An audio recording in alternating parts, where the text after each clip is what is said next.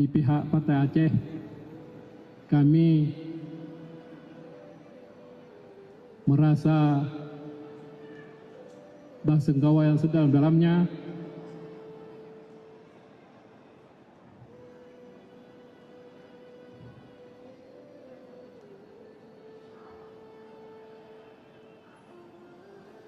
atas kepulangan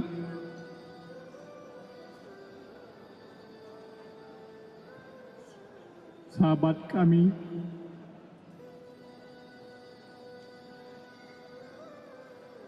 Abu Rada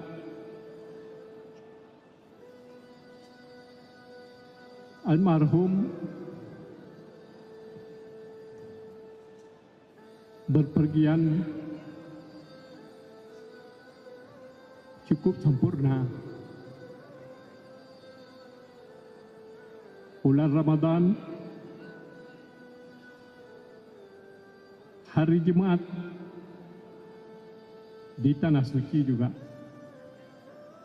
Maka oleh sebabnya pada kesempatan ini mari kita sama-sama menghadiahkan Ummul Al-Quran kepada beliau dan kepada semua syuhada. Al-Fatihah. Bismillahirrahmanirrahim.